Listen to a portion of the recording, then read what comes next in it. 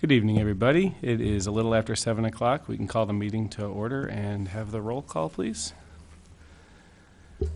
Maria Ryan. Here. Bart Bartles. Here. Morgan Johnston. Here. Todd Rusk. Here. Andrew Stump. Here. Pam Voytik. Stephen Wald. Here. Okay, we do have a quorum.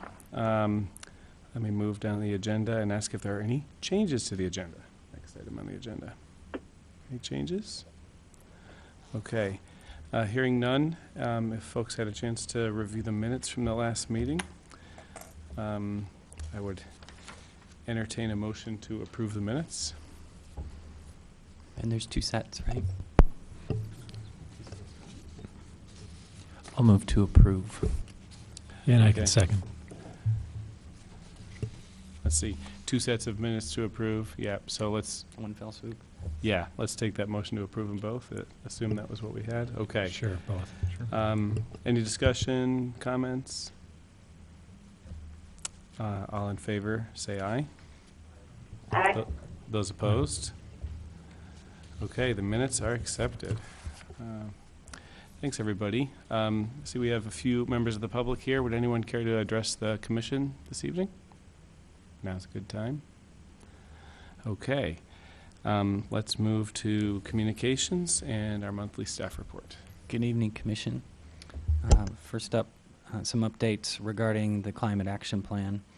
I've got a note here under proposed an ordinance or policy requiring new city facilities to achieve LEED certification. The recently approved green procurement policy, which we talked about last month, covers this topic, and I've quoted the language in the packet and marked that as complete in our tracking. Simply didn't get it marked last month, so I'm reporting it to you this month. Additionally, I've marked purchase green power partnership qualified renewable energy credits and/or the installation of on-site renewable energy for city facilities as in progress. Our staff, the facility supervisor, has recently conducted and completed with the vendor an analysis of all city rooftops, and the results of that are that most of our rooftops do not have enough lifespan to consider putting solar on. Generally, you want the roof to last longer than the solar, or at least as long, so that you're not installing solar, taking it off a couple years later to redo the roof, and then putting it back on again. So solar has a lifespan of 20, 25, 30 years. So you want at least 20 years left on your roof if you're going to consider a rooftop solar installation.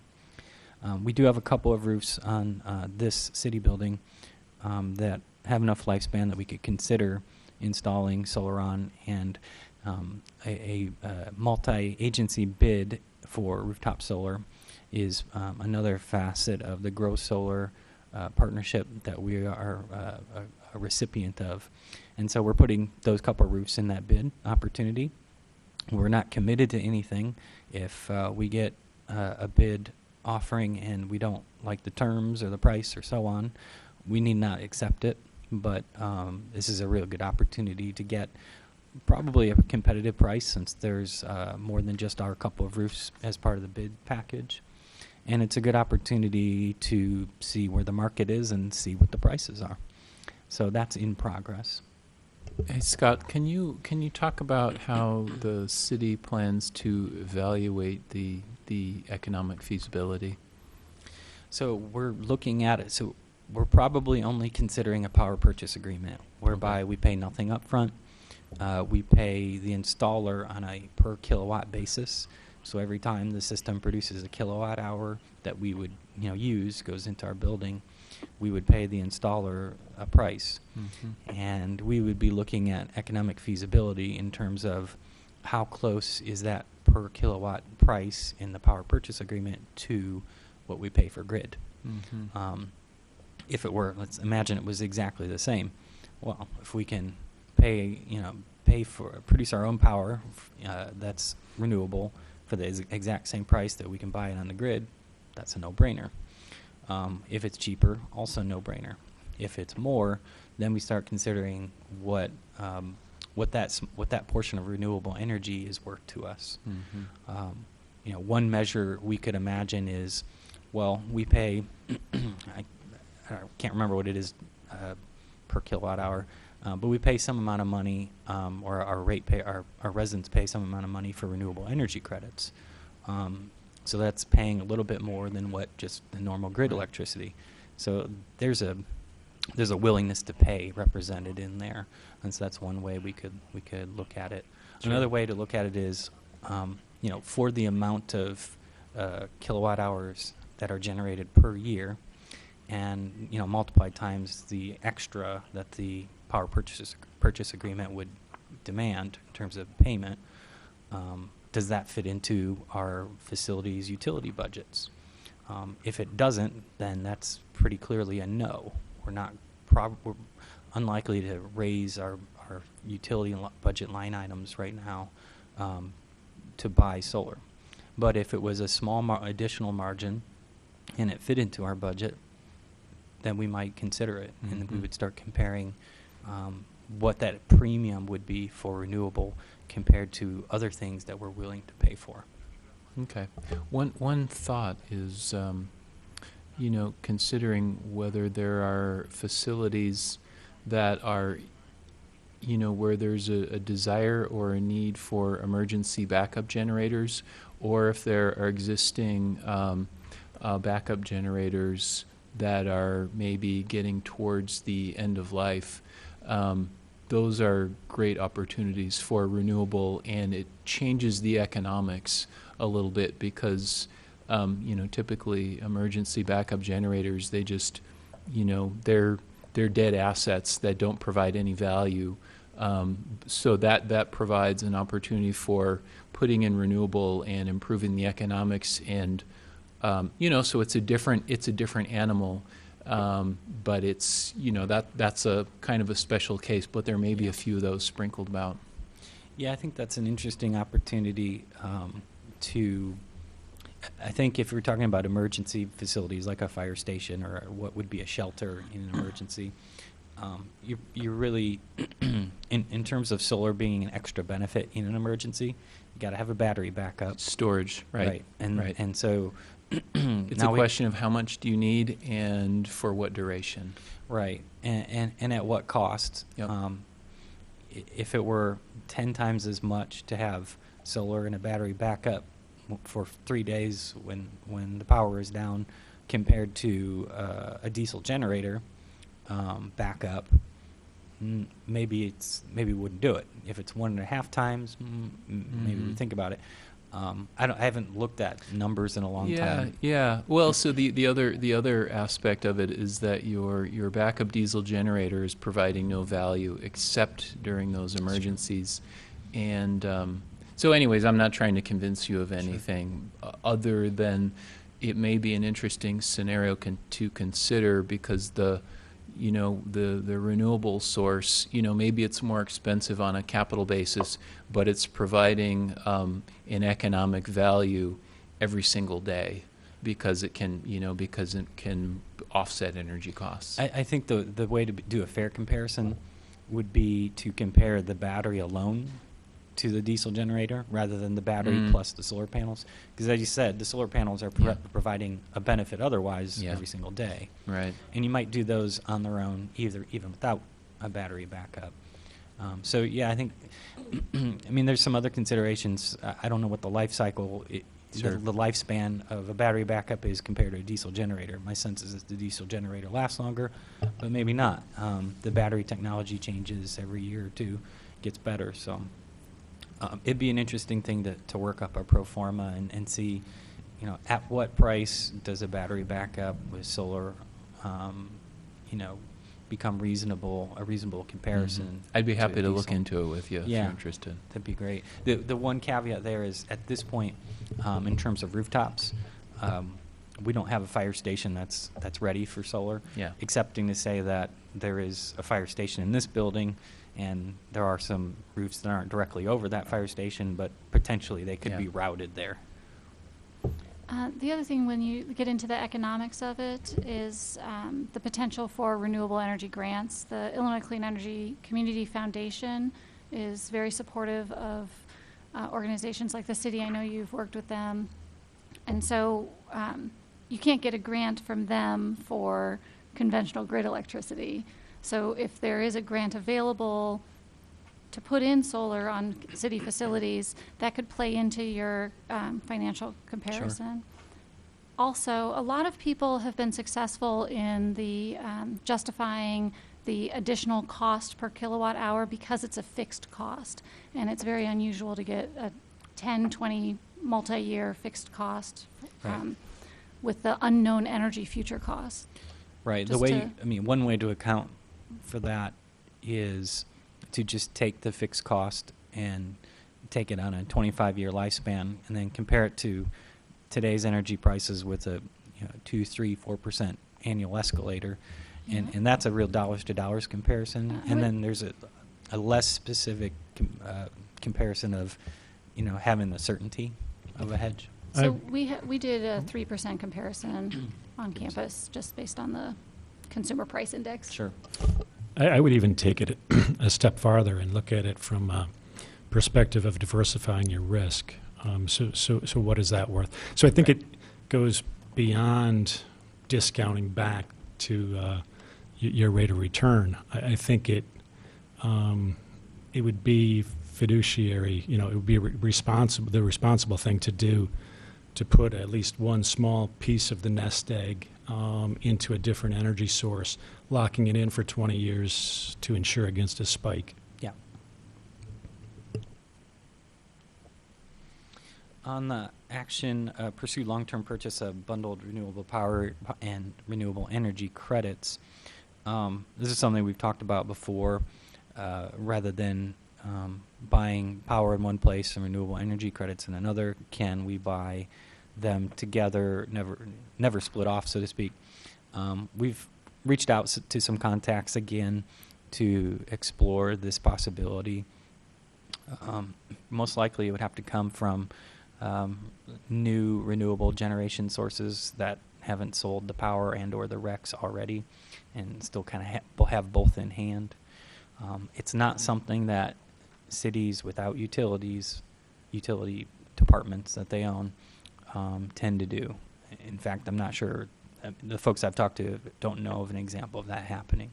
When you have your own utility, you buy power all the time, and if you can buy power from a wind generating facility, and you can choose to keep those RECs if you'd like. But it's a little different for cities that are bidding into the market, but don't own their own utility. So all that to say, we're still exploring that. Next item, work with Sustainability Advisory Commission to inventory greenhouse gas emissions. We mark this as continuous, as we will continuously do it through the end of the Climate Action Plan at the very minimum, and probably forever. We're scheduled to do it every other year, and we've started collecting data for 2015 for the community greenhouse gas inventory, separate from the city greenhouse gas inventory, which we're doing on the opposite year. Still waiting. I noted in the report that I'm still waiting on waste data, which we collect from all licensed haulers pursuant to city ordinance. Also waiting on transportation data, which is provided to us from a transportation model that the Regional Planning Commission runs. Also not in the report is we're still working out some challenges with Ameren's data and how they query their database for their system. They have a fairly new online portal for local governments to access their own data, which is great. And they're still developing that portal, and there's some problems with some of the data that it's drawing so far. So we're still working that out with them.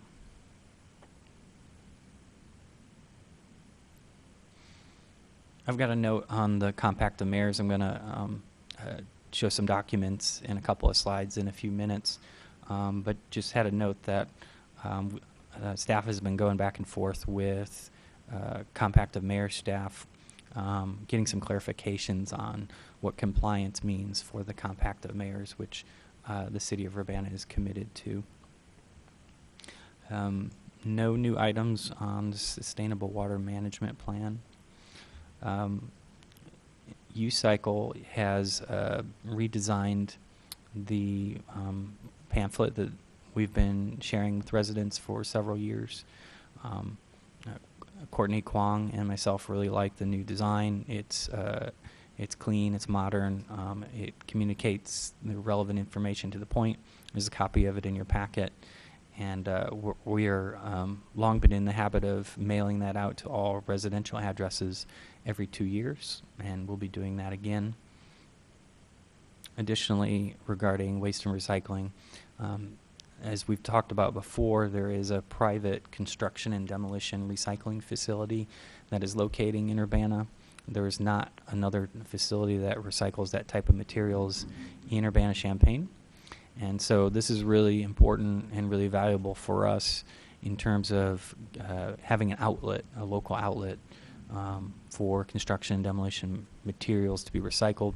If you remember looking at the state of Illinois' recent waste characterization report, construction and demolition waste is a fairly significant piece of the stream, and presumably it's a piece that isn't recycled very much in Urbana at present.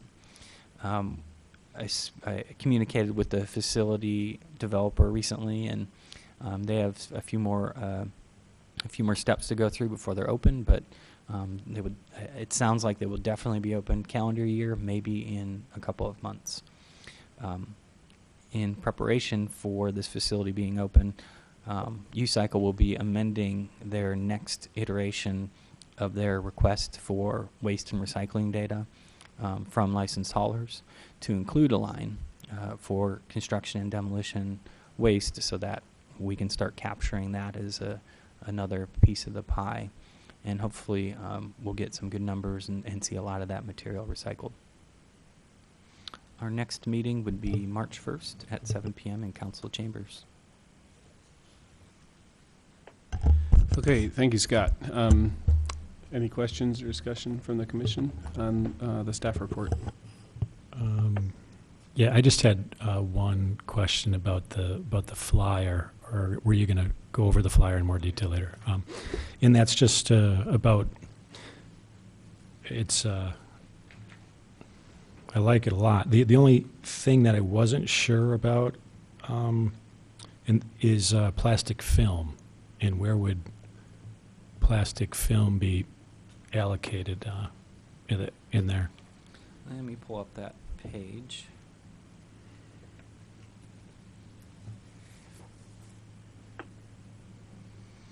So Urbana is unique in that we're able to collect plastic shopping bags, and that's listed on the top left on page, I think it's the second page. Yeah. Yeah. Plastic films.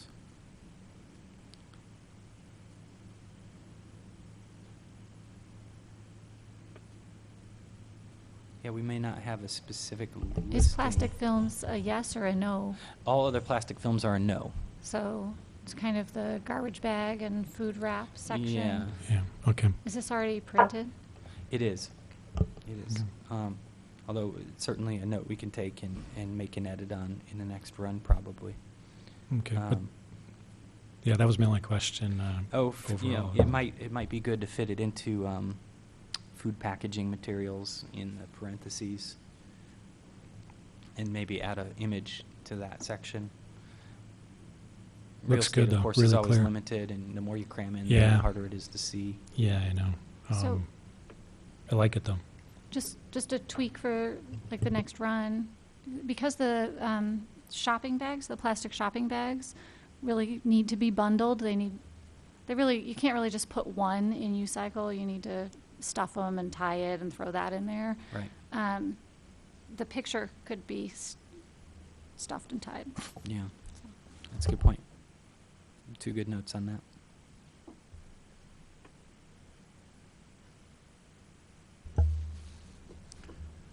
Okay.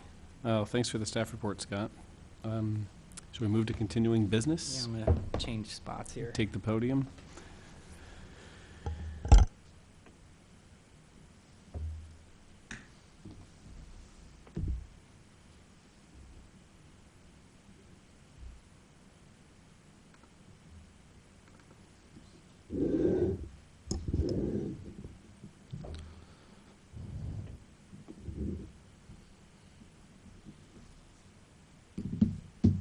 So I talked a little bit about the compact of mayors the last time we met.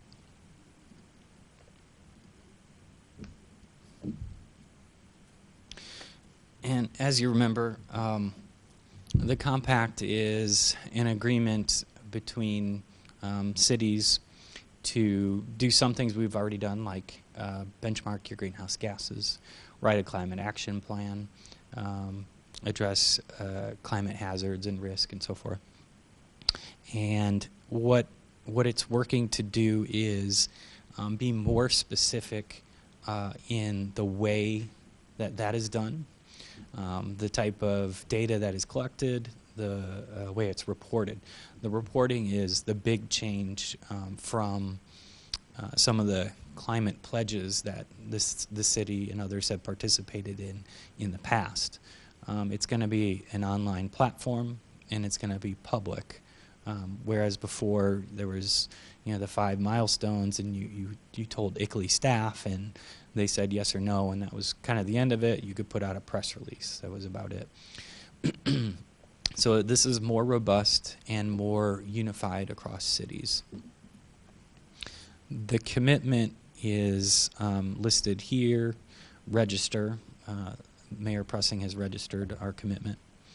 Take an inventory. We've done that, and of course we're doing another inventory presently. Identify climate hazards. Report all of this via the Carbon Climate Registry. We joined the Carbon Climate Registry a year or two ago, so we're already on that platform. And in terms of a website, it continues to be developed. Additionally, create reduction targets and establish a system of measurement. There's a couple of subsets to that one. And establish an action plan. And there's a couple of subsets to that one. So I put everything in a spreadsheet, of course. And so I've started to do that because as I started reading the compliance documents, there was a subset to a subset to a subset. And that's more than you can keep on top of mind. So spreadsheet. So you can see what we've got here. I've got, black is probably we haven't done it. Green is it's done. And then orange or yellow is in progress. We have of course had an inventory in the past, but I put it as in progress because it's not clear in terms of the compact if you get credit for doing something several years ago. We're going to do another inventory for 2015, so I didn't bother trying to claim credit for the one we did 2 years ago. We'll just do this one. The next line is also related to the inventory, and by the way, GPC stands for Global Protocol Compliant. So there's a global protocol on how cities should account for their greenhouse gas inventory. The tool we use provided by ICLEI is compliant with the global protocol. So we're using it, so we're compliant. So also regarding the inventory, there's a subpart activity data. What they're asking for is they want you just to give the compact of mayors the total number of greenhouse gases, and let's do that first, and then they want to come back and give you some time to submit all of the activity data.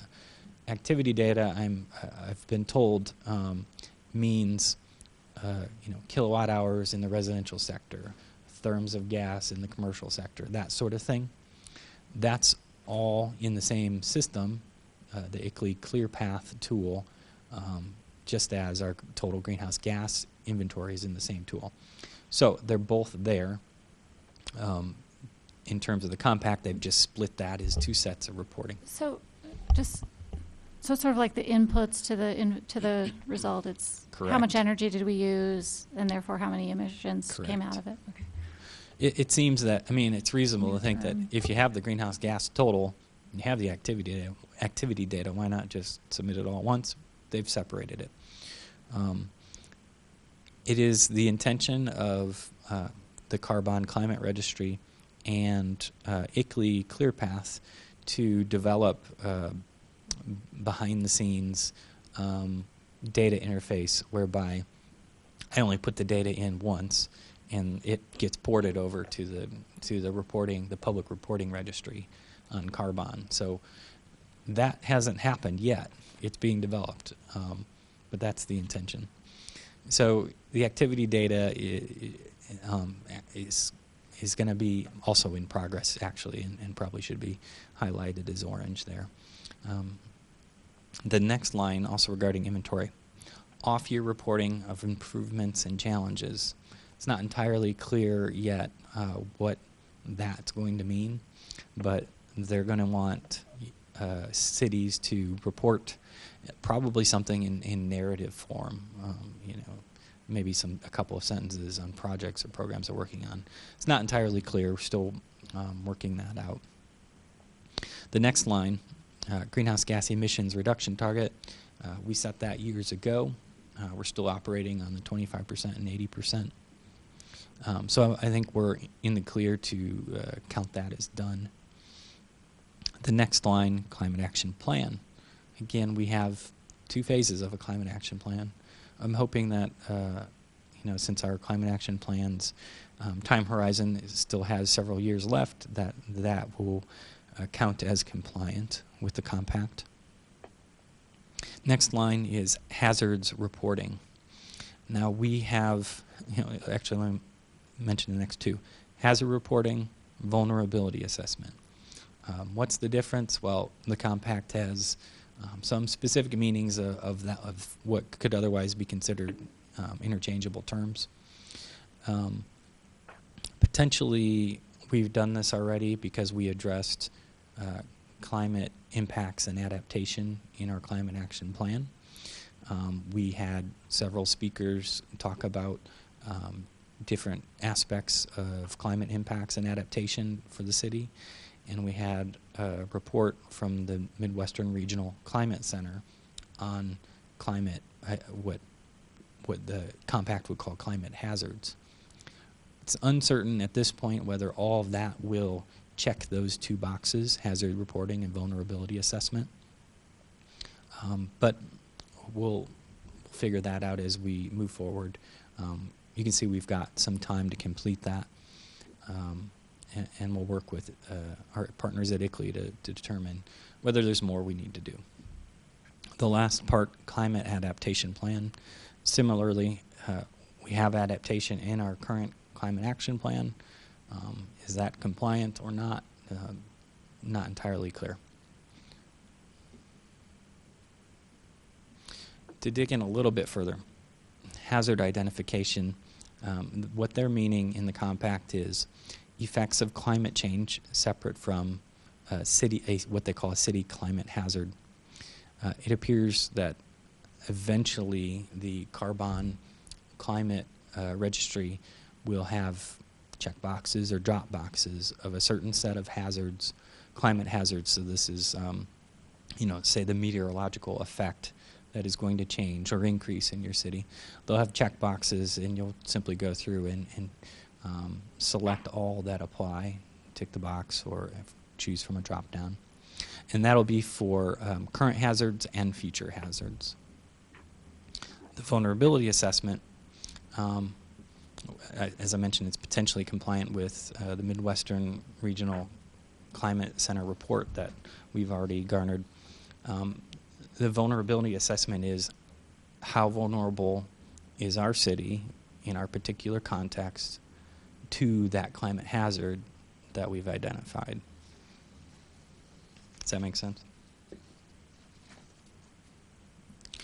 And then the climate adaptation plan, as I mentioned, we may be compliant already with our climate action plan in terms of adaptation. A couple of other clarifications that we had received from our partners at ICLEI. it wasn't entirely clear looking at the support documents for the compact when compliance was. So you might have noticed that a lot of the compliance stated 2 years later, well, what's the start date? And what they've said is the start date is the date that your commitment letter was submitted. So it's a rolling start date for everyone. Everyone doesn't have, all the cities don't have the same start and finish dates for all of these. It's based on when you join. Yes. You're talking about the start date and there's this 1 year, 2 year sort of due dates for specific items. What's the intention for after the 2 years? Is this the kind of thing that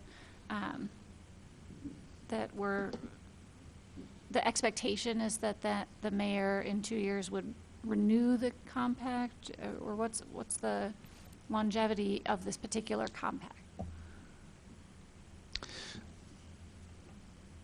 It's my understanding that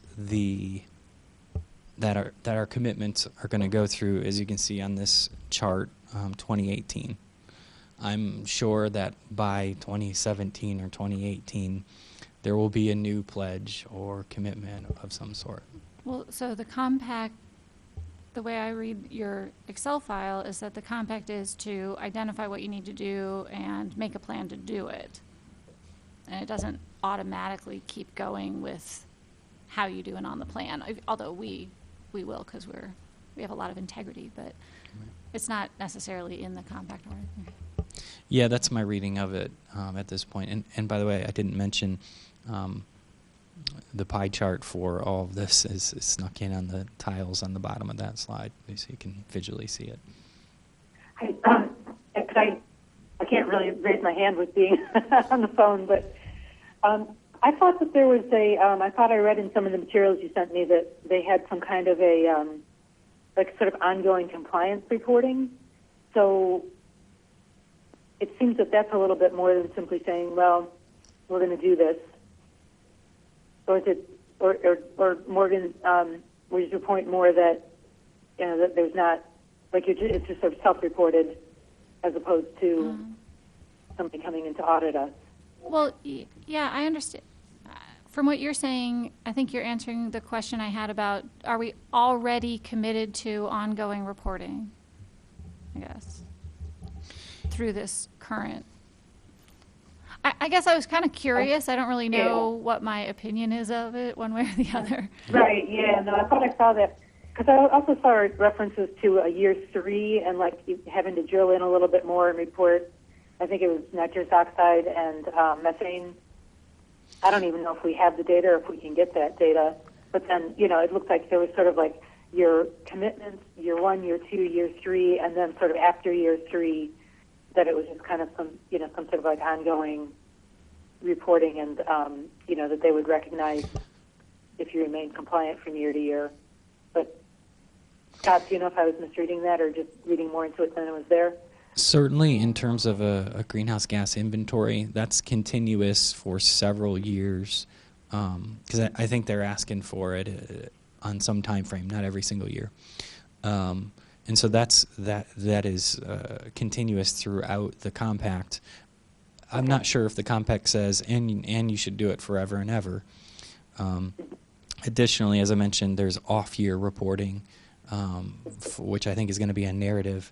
And then, Maria, you had mentioned the methane and nitrous oxide. Those are automatically calculated in ClearPath. So that will, whenever I get to the box that says report your methane and nitrous oxide, I'll flip back to ClearPath and figure out how to export that. I didn't create another line for that when I had created the chart. I could, but just like activity data, it'll be kind of a matter of course. Mm-hmm.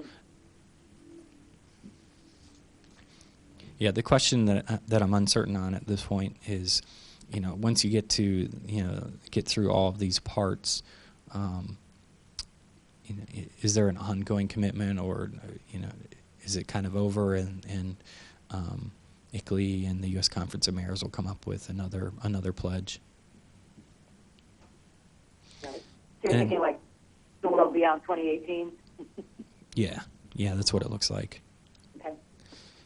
And I had sent several documents to you in the packet, and one of the challenges right now is there's some technical challenges in that the all of the reporting that's required, some of which we're ready to do, does not have the website infrastructure built yet to support it. Another technical challenge is some of the reporting possible in Carbon is not working for us right now. We're getting error messages, and so we're working with the Carbon people to get that fixed. Another technical challenge is a lot of this is supposed to be automated in terms of porting data from ClearPath over to Carbon, and that's not built yet. There are some more logistic project management type challenges as well. As you saw in the packet, there are 3 different documents that tell you 3 different naming regimes and 3 different numbering regimes on how to be compliant with the Compact of Mayors. And that's challenging to, is there one that's correct? Or do we need to reconcile all 3? So it's a little frustrating. And we've communicated that with Compact and ICLEI staff. So I show you the 3 real briefly. So this one with the title Compact of Mayors. This one, Compact of Mayors Definition of Compliance. And this one, which technically comes from CDP regarding the Compact of Mayors. CDP is the other international cities greenhouse gas inventory platform or tool. We've chosen the Carbon Climate Registry. The Compact of Mayors says use Carbon or CDP. How they came up with a different naming and numbering regime from these other 2 documents, I don't know. This one I might ignore since it's this platform that we're not using, but it's actually got a lot more detail than the other 2. So all of this to say this is why we don't have all the answers yet.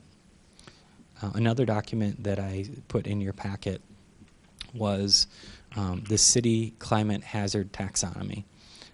This was commissioned by C40 Cities, which I believe, yes, was a partner in creating the Compact of Mayors. You see their logo there. And this taxonomy was created to sort of plug into the Compact of Mayors hazard assessment. And it's my presumption that this taxonomy is going to end up as kind of a checkbox or drop box in Carbon.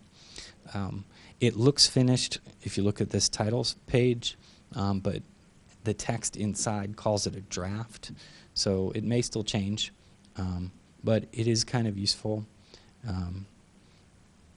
Going to, this might be the last page, you can see what they've done. It's kind of scaled, so the umbrella is on the left-hand side, and then it gets more specific as you move to the right.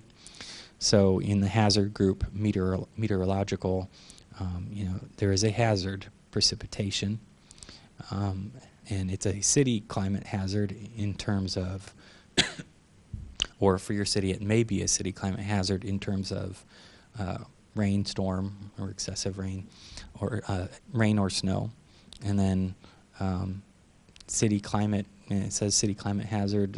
I can't see what the detail is there. Hold on. Let me try and zoom this in.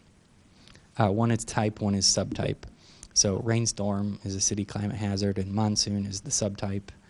And then related natural hazard, insects and microorganisms. Okay, so if you have a lot of standing water because you had a lot of rain, I guess, is the idea there. And the other hazard groups, climatological, hydrological, geophysical, biological. It's a nice orderly system.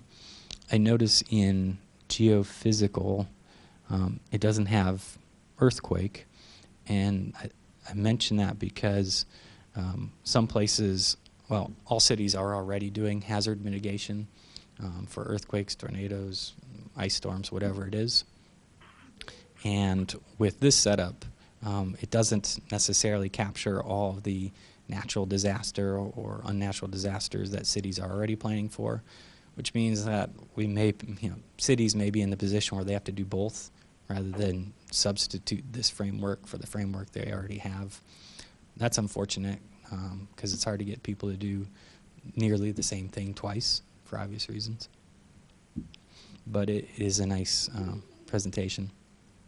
Yeah, I don't get the geophysical, the natural hazards aren't really, chemical change and flood aren't really. Well, the idea is Yeah. that your city might have them more frequently or in larger episodes or more intense episodes. That's the other thing about this hazard and impact planning is most cities.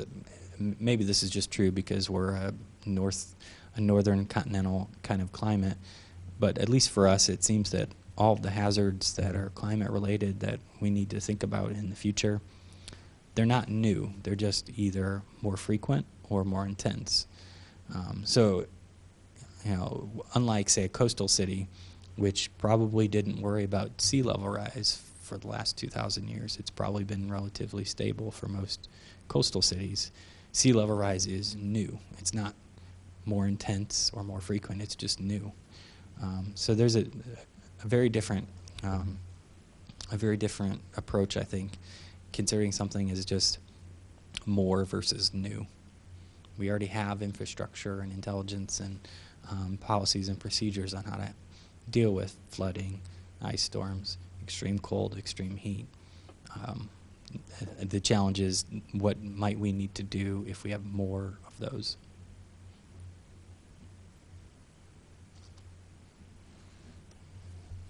Scott, I was I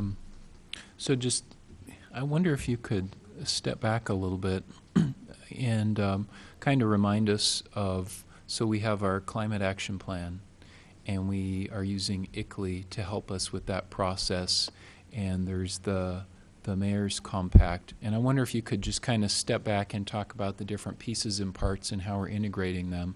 And then, you were talking about some of the challenges with the Mayor's Compact, and so maybe just a reminder of what's the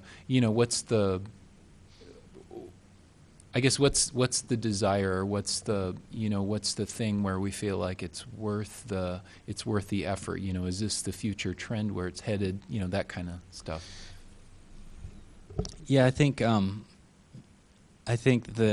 compact of mayors is an improvement and a professionalization of the many pledges and compacts that were going around from promulgated from lots of different interested groups.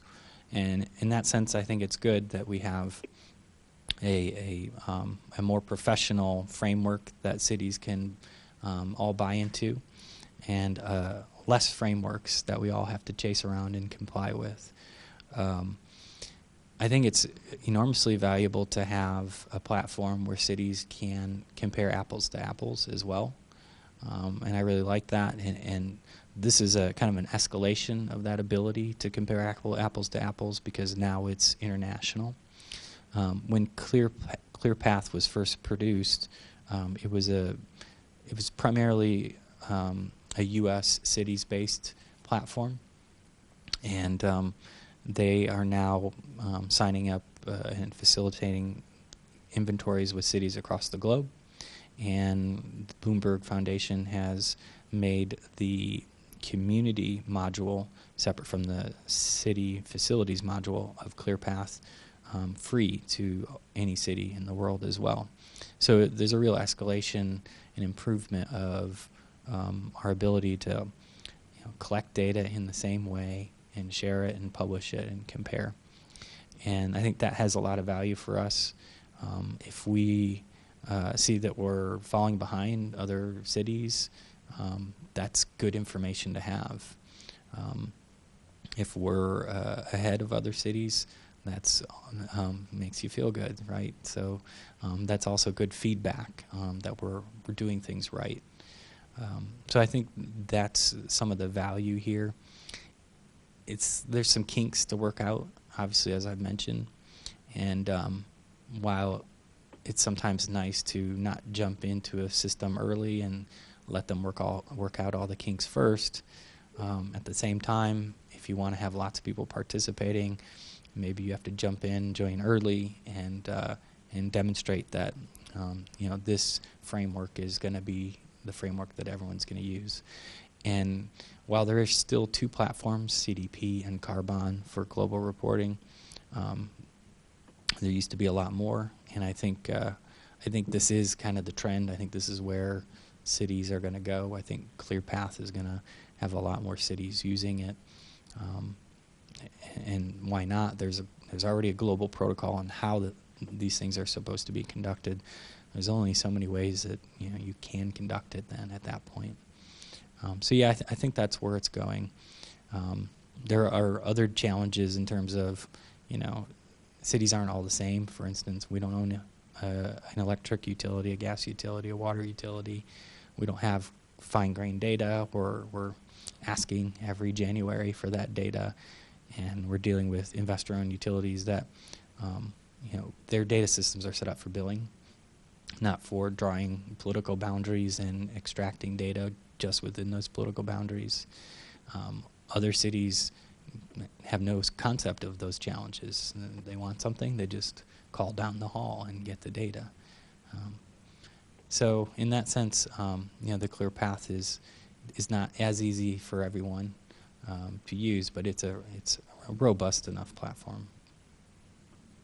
Wonder, so clearly the standardization of measurement and methods and reporting and comparatives, and I wonder if you see other, and just in terms of, so that's one side of it, and that's a really important side, and then the other side of actually getting stuff done and the actual activities that result in reductions, and do you see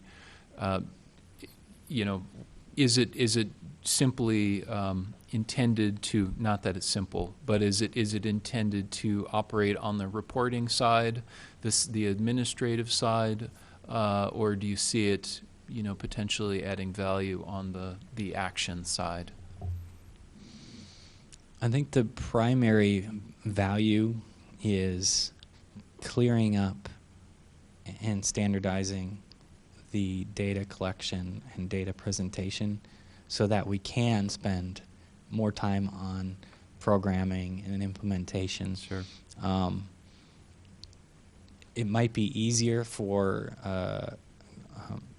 associations like ICLEI to provide that benefit because they can write one computer program and every city can use it, versus trying to provide some sort of staff support or grant funding to the 100-member cities or 1,000-member cities, whatever it is. In that sense, it may just be something that's in the scope of their ability to do.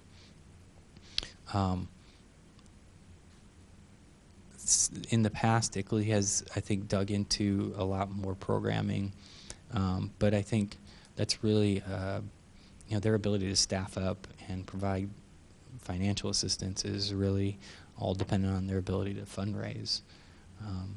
And so at this point, they obviously did some fundraising and got the ClearPath community module free for all cities, and that's great. But it's probably a different order of magnitude to provide, say, staff support or grant funding for that same number of cities Sure. that are going to uptake that. Yeah, sure. Yeah, hopefully in the short term, projects like working to be compliant with the Compact of Mayors takes more time, not less. Hopefully in not the long term, but maybe the medium term, ClearPath and these type of reporting protocols and modules will save us time, especially when it comes time to do self-evaluation. Hopefully we can just go to a website, query cities our size or query cities in our region, and take a look at how we're doing comparatively. Mhm. Sounds good. Thanks. Yeah, I do have the same motivation to spend the time on programming and Oh, sure. Yeah. implementation. Yeah. And, Well, it's not that any single tool can do all of that stuff. So, yeah, and I recognize the importance of the measurement and, yeah. yeah, there are places where they aggregate best practices and they share what works and what doesn't, and that's helpful. Sometimes you're left thinking, I could do that if I had the resources that city had. Yeah. If I had a whole 100-person department, or if I had the kind of funding they have. So sometimes those are helpful, and sometimes Best not. practices aren't best everywhere. Yeah, and sometimes they don't fit everywhere, right?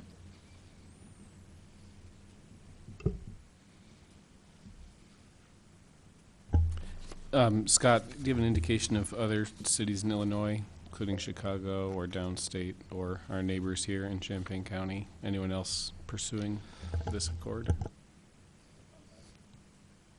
I haven't specifically looked. I'm guessing there's a couple cities in Chicago that will be on the compact. I did ask ICLEI a while back who was using ClearPath, and there was a couple of downstate communities, and I don't recall what they are. I can tell you that I've done kind of a show and tell of the ClearPath tool with the other cities in the region that we work with regularly, and invited them to use the tool as it's free now, and that that I'm certainly available to help them put their city, inventory their city, and it's certainly in my benefit and Urbana's benefit to have a community of practice that are all using the same tool. Because when you do it every other year, if you don't take really good notes, you end up in a position thinking, how did I get that? Where did I get that data? So it's good to have other people that you can call and who are using the same tool.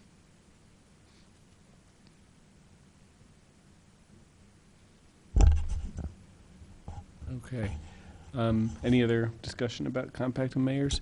Scott, did you need any action from the commission on this? Nope. Okay. Let's go to new business. Bart has an item, the Green Office Challenge. Sure. Where do you want me? Over here or over there? Doesn't matter. If you have PowerPoint here, otherwise. No. I'll just create the vision. Did you want me to pull up the website? If you don't mind, it'd be great. IllinoisGOC.com. Anyway, I just wanted to take a few minutes because we're getting ready to launch the second annual Illinois Green Office Challenge. And as a bit of a refresher,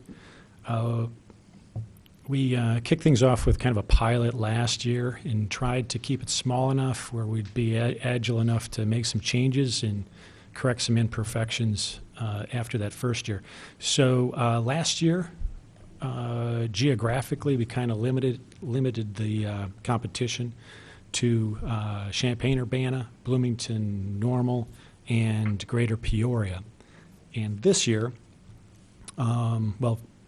this year we're basically inviting anybody around the state to participate and focusing on communities that have a community champion make the commitment to provide a venue and kind of network in that area.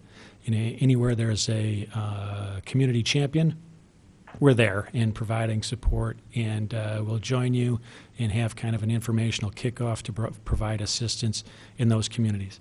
So what I can say is at the end of last year we did a survey, and oddly enough we're actually implementing some of the changes suggested in the survey. We've simplified it in a lot of ways. We realize there isn't a whole lot of staff time to spare around the state. And so some of the tedious things we've taken out. We also are placing much more emphasis on a metric in each one of the 6 categories. So last year, one of the most well-liked components of the challenge was that there was a leaderboard. You could move up the leaderboard throughout the competition, but then at the end, there was an energy component that wasn't included in the leaderboard, and it kind of threw a question mark in there before we had our celebration awards. So it really was kind of, well, it was like the Academy Awards, of course. But it was, there was that sense of unknown there for the celebration. And we want to kind of create more of that. And therefore, there is going to be a metric that will be added in after the end of the competition and made known the night of the awards celebration as well. I can tell you Danville's already signed on. We've got a couple different champions in Bloomington Normal. I'll be doing it here and having an informational workshop the 25th. There's 26th of this month. Greater Peoria is having a big blowout already this week, and then they're having a get-together for 20 businesses at the end of, in the start of March. And a few different Chicago suburbs are participating as well, including Naperville, possibly Schaumburg, Palos Heights. So there's a lot of interest already, and we haven't done an email blast yet. So it's promising so far. The start date is March 1st. It'll run through August 31st. We'll have our celebration in September, and then the winner will be recognized at the Governor's Awards in October. Any questions on that? No. And whatever Anyone who's in- building your class is in, they would be eligible. As a building. Anyone who's going to be in needs to be in by, There's, in each component, there's a deadline for the prerequisite of that category. That needs to be done by the end of April. So there's some leeway there as far as documenting the baselines. But if it's not done by April, no, you wouldn't be able to participate.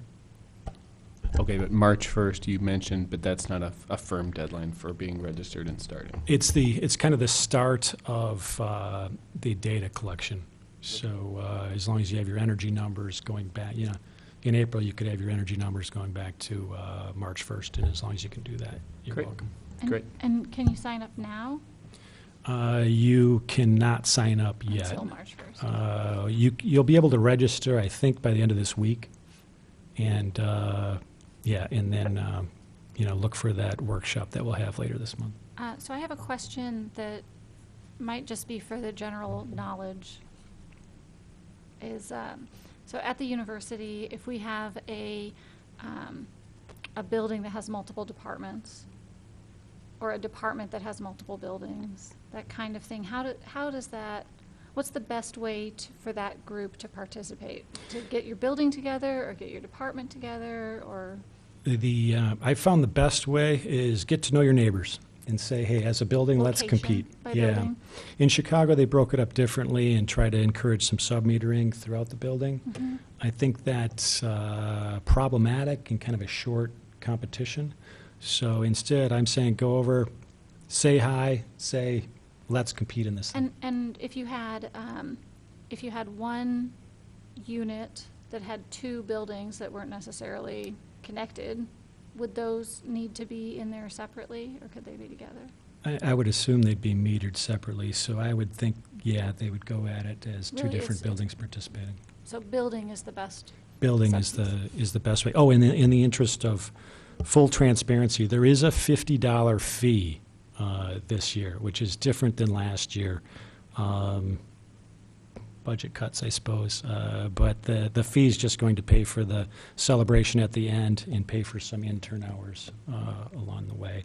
And I don't want that to interfere with any kind of participation. So if it is, we have scholarships available to help with that. Anything else? That's terrific. So again, the website is illinoisgoc.com? Yep, that's it. Okay. Oh, I have one more comment. On behalf of the university, I understand, we were within the top 10 last year, but we were not at number 1. And we were challenged by our leadership to be number 1. So we'll see how that goes, but we do have a goal. So That's great, keep because it trying, really, Urbana. yeah, one thing about the competition is we placed a lot of emphasis on improvement. So it really doesn't matter if you're in the greenest building in the community or not, or if you've already implemented a lot of recycling or energy efficiency components or not. It really just measures where are you at the beginning, and then where do you end up, and what was that difference to get those points. So really, the buildings with the most to gain are the ones that could gather the most points. We'll just be sure to pick the right building. There you go. Okay, thank you, Bart. Do we have any announcements? Okay, hearing none. Do we have a motion to adjourn?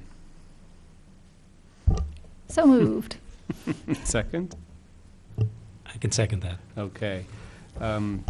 Skipping the discussion, can I hear the ayes? Aye. Opposed? The motion passes. We're adjourned.